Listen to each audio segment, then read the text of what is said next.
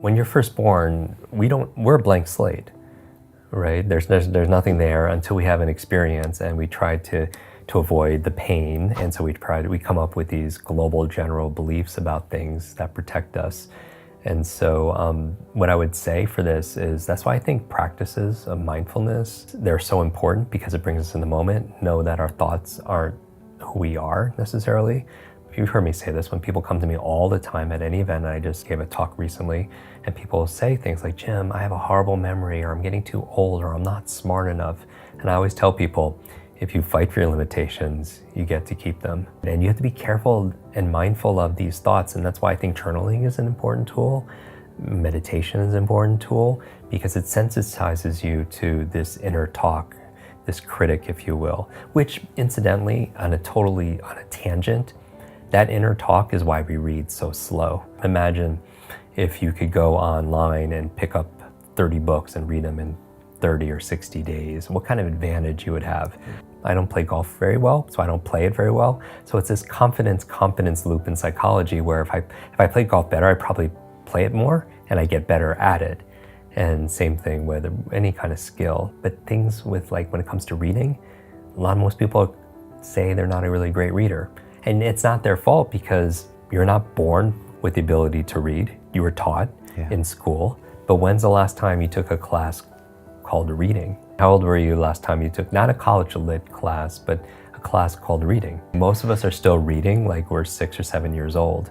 And the difficulty and the demand has increased exponentially, but our skills haven't updated to that level. That growing gap creates that stress. You ever notice when you're reading something, you hear that inner voice inside your head reading along with you? The reason why it's an obstacle to your reading is because if you have to say the words inside your mind in order to understand them, then you can only read as fast as you could speak.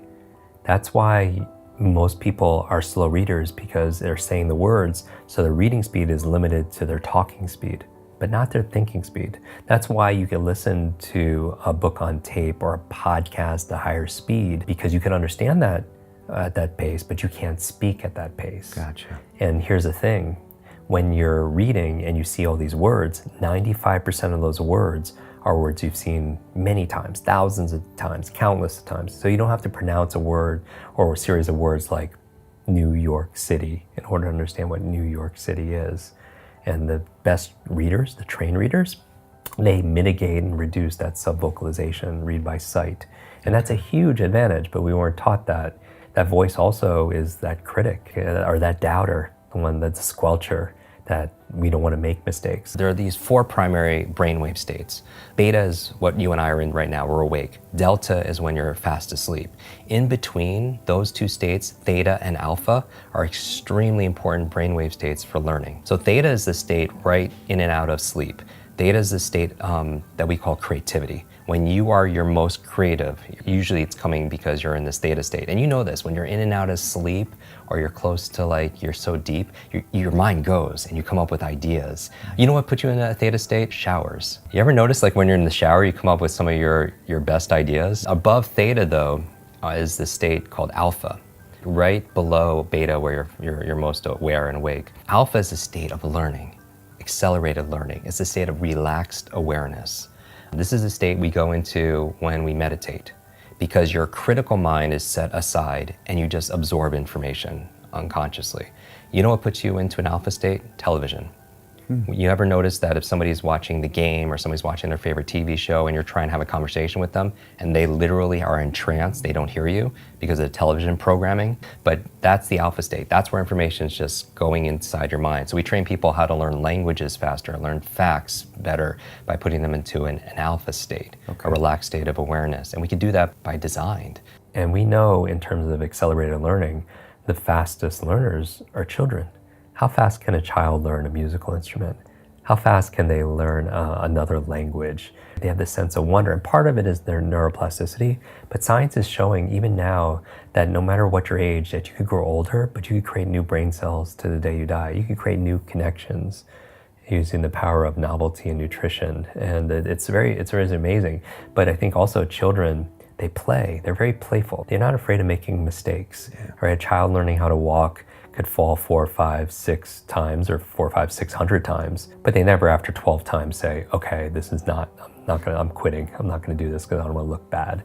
But adults, we do that. If we're honest, most adults, they'll try something once or twice and then they have that fear of looking bad. And I feel like that's what keeps us from living the person we're supposed to be. It's like so many people, they wake up and say, oh, I hope I have energy today, or I have motivation today, things that they have, right? I have creativity so I can write today or make videos, or I have memory, or I have focus or concentration. Those aren't things you have, those are things you do.